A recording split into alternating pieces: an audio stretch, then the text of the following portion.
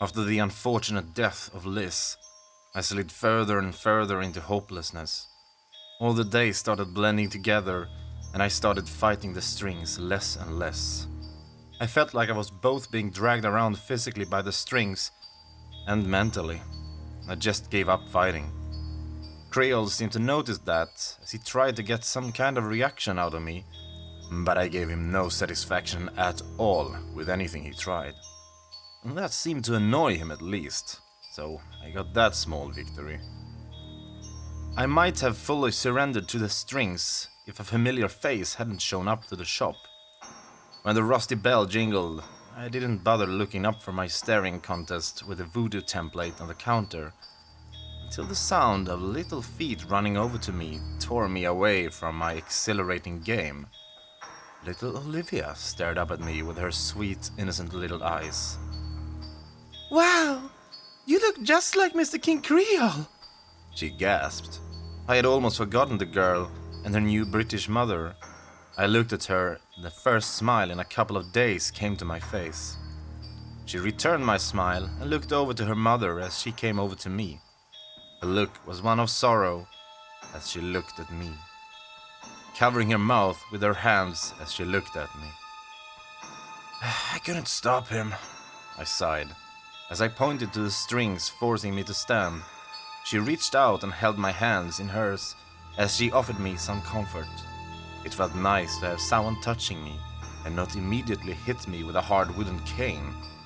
As if to further push that train of thought, King Creole emerged from his office, a big wide smile on his face. "Olivia, darling," he said with a big cheery grin, coming over as the little girl ran to him and wrapped her little arms around him. "Don't you worry, dear. I know what day it is today," he said with a soft chuckle, petting her head as he kneeled down to her level. She looked up at him flabbergasted. "You know today's my birthday?" she asked with a smile. The voodoo owner nodded and stood back up, looking at me and Olivia's mother, a finger coming up and wagging at the two of us. Olivia's mother quickly dropped my hands and stood back. She feared the creature just as much as I did. He smiled when she was finally away from me and turned his attention back to Olivia. "Of course I do. Now come along, darling. I've got the perfect present for you," Creole said, taking Olivia's hand and leading her to the office. Her mother followed after them, and soon enough left me alone once the office door was closed, leaving me alone once again. Well, at least someone showed me some kindness. It really felt nice. The trio emerged from King Creole's office and chuckled as Olivia thanked him a million times for her gift-wrapped present, smiling down at her and then over at me, his button eyes meeting mine, and he chuckled. "How about a story before you'll leave for your party?" he asked her, looking down at Olivia, who quickly nodded and jumped up and down, handing the gift to her mother and really just wanting to hear his story. "Travis, my boy, bring that rocking chair and your old stool over here," he ordered me. I nodded and brought the two chairs over, Creole taking the stool and Olivia climbing up onto the stool. "Once upon a time, there was a man named Charlie," he began, a soft chuckle leaving his lips as he looked up at me and Olivia's mother. We both looked away from his commanding gaze. "Now, Charlie loved playing the piano. He wasn't very good at it at first, but he kept practicing and practicing. Day after day, he played the same songs over and over, just to get the movements down perfectly. And one day, he did it. He had mastered the piano." The voodoo man smiled, lifting his fingers up and mimicking like he was playing the piano. "Wow, couldn't he just have wished to be better at the piano?" Olivia asked the storytelling voodoo man. He let out a howling laugh, causing me and Olivia's mother to flinch. "No, darling. My mama always said life can't be solved with a wish. You gotta roll up those sleeves of yours and get it yourself. Charlie knew that, and he never stopped practicing and getting better. He even started his very own band." He smiled, seeing Olivia with stars in her eyes. He smiled and continued. "He even fell in love and got engaged. But life isn't always fair to hard-working people like Charlie. He sighed, leaning back in the rocking chair and letting it creak. Now, I and you already know this story. We know who Charles Sumner was and who he became. I knew this story very well in my futile attempt to stop my fate from happening. So why was Creel telling an abridged version to Olivia, especially on her birthday of all days? The brutal murder of Charles Sumner isn't exactly the kind of children's story I would tell a kid. What happened to Charlie? Olivia asked, now concern plastered all over her face, as she scooched over to the edge of the stool to look up at King Creole. The voodoo man's smile grew as he let the chair rock him back closer to Olivia. Little old Charlie won a contest that gave him a lot of money. He was gonna use that money to buy him and his fiancée a nice plot of land with a house on it. But Charlie's little lady friend was very naughty. She wanted that money all for herself, he said, his smile straining his stitched-up mouth as his rocking on the chair continued. She decided to get her secret boyfriend to steal the money from Charlie, so they could keep it all to themselves. At that line, my buttons instinctively drifted over to the basement door. Mary had been punished for her crime for close to 100 years at this point, and it seemed like there would be no end in sight for her. Who was that Greek myth guy, the one whose liver got eaten by the giant bird every day? Prometheus, I think. I guess that's what kind of punishment old King Creole dishes out. So, on the night he won the contest, Charlie was brought to a bar to celebrate, and he had a party with people he thought were his friends. Then they took him out to the woods. The smile on the pale voodoo store owner's face dropped a bit. Then they started beating him, saying all manner of horrible things to him, he said, shaking his head and looking at Olivia, who was captivated by every word being spoken to her. Did they kill him? The little girl asked. Clearly, she was smarter than her years led on. She could tell where this story was going. Not right away. They beat him, and then they realized Charlie had gotten a very good look at all their faces. They picked up some sticks and stabbed them into Charlie's eyes. You cannot imagine the pain Charlie felt. His so-called friends hurting him so badly. Creole sighed, taking his top hat off and running his gloved hands through his messy black hair. Only the problem was, that didn't kill Charlie. Oh, he screamed and screamed. Anyone would, if that happened to them. The people hurting him panicked again. What if someone heard that and would come? Creole quickly put his hat on and sat up straight as he looked at Olivia. Did someone come? To save Charlie? The little girl asked, hugging the doll of her old mother that never left her side. I was also on the edge of my seat, even though I knew the outcome. What can I say? He's a good storyteller. No, nobody did. But they were so scared that they'd been seen and caught that they had to act fast. One of them grabbed a rusty saw from the back of one of their trucks. The other held Charlie down, shoving his face into the cold, wet dirt, and they started cutting. Only, there was a problem. The saw was duller than they were, and they didn't cut very well at all, he said. And that made sense. The cut to my neck that Creole gave me is nice and smooth. He did it with a nice sharp saw. His own cut.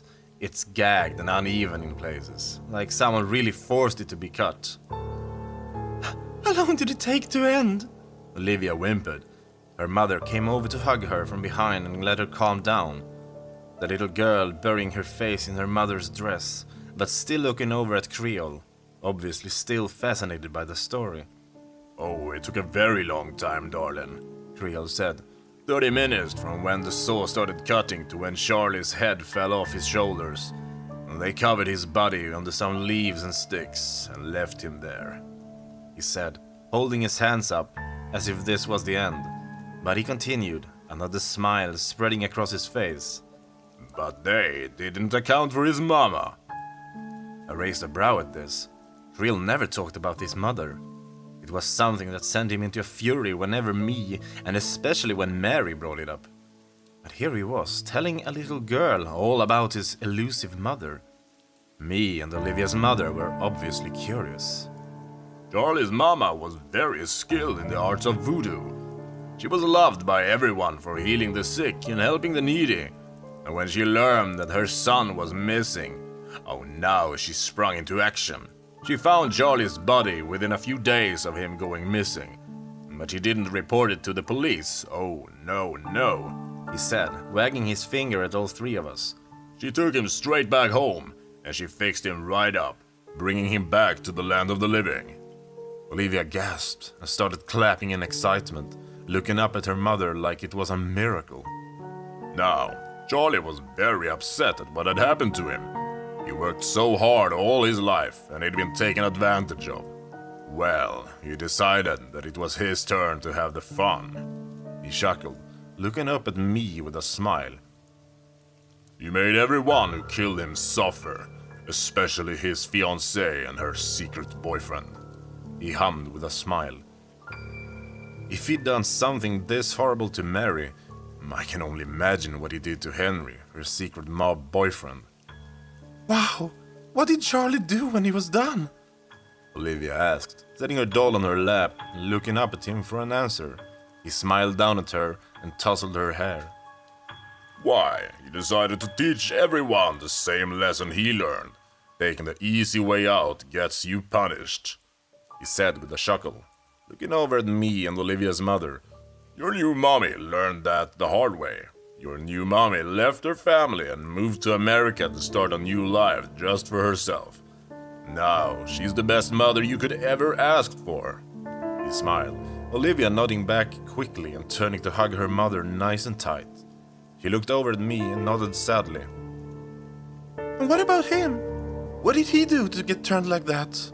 She asked, pointing at me and then looking at Creole. I also looked at him, expecting some bullshit thing I had done to deserve this. What he said made me want to pull out the switchblade I've been hiding this whole time and just stab his fucking heart out.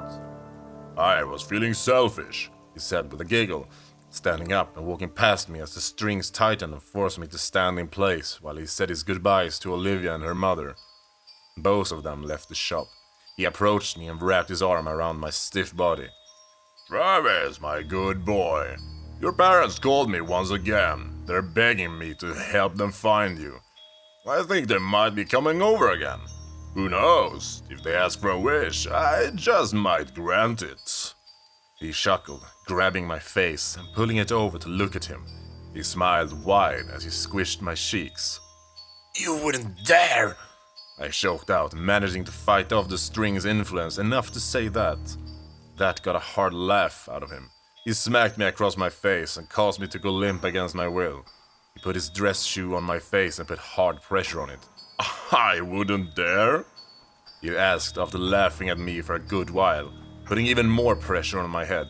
If you weren't my sweet little pet, I would have already gutted you like a fucking fish and used you for a voodoo doll.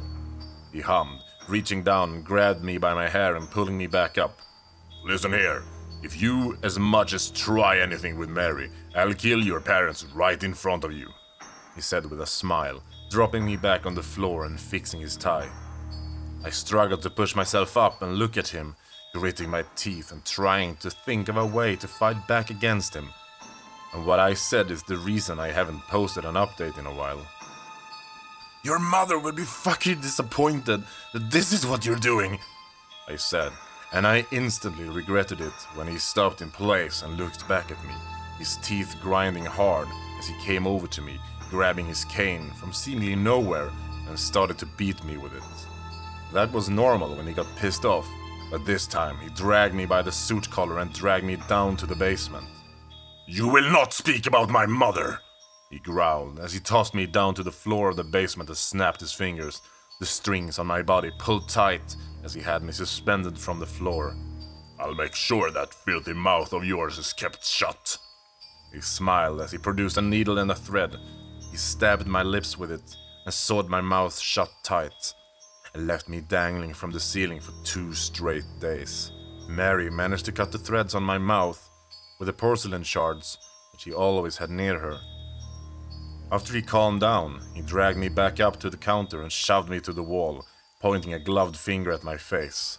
The voodoo human doll that was King Creole delivered a threat to me that has left me chilled to the bone.